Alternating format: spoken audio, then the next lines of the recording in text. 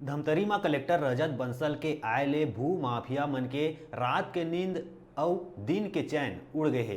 Collector Rajat Bansal के निर्देश में धमतरी में लगातार अवैध प्लाटिंग में अधिकारी मन ह कार्रवाई करत है।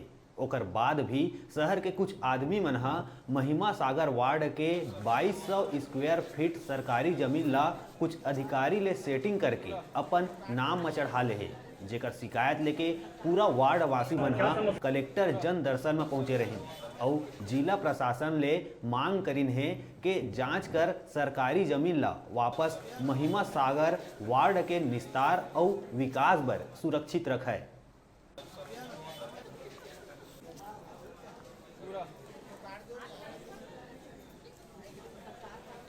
क्या समस्या लेके आए? हमारे महिमा सागर वार्ड में कारगिल उद्यान के बाजू में लगभग 2200 स्क्वायर फीट है, जो शासकीय भू अभिलेख शाखा में हम लोगों के द्वारा आवेदन लगा के निकाला गया। उसमें घास भूमि दिखा रहा है, लेकिन शहर के कुछ व्यक्ति उसको अपना लगानी भूमि बना लिए, अपने नाम पे चढ़ा लिए है।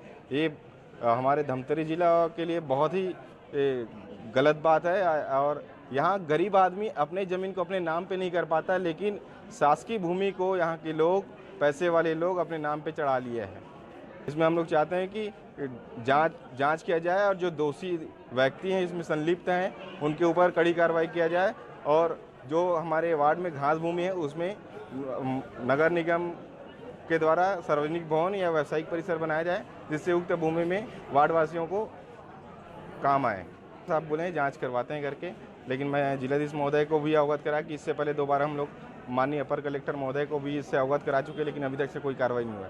और हमने अल्टीमेटम दे दिए कि अगर 7 दिवस के अंदर कोई कार्रवाई नहीं किया जाएगा, कोई जांच नहीं किया जाएगा, तो हम लोग उग्र आंदोलन करेंगे। मैंने एसडीएम को भेज दिया है जांच रिपोर्ट 1 सप्ताह के भीतर देने के लिए, एसडीएम धमतरी को जी। वो प्राप्त होने पर कार्रवाई करके हमको रिपोर्ट प्रस्तुत करेंगे। वार्डवासी को हाँ, उनको हम उनके वार्डवासियों को भी सूचित करेंगे।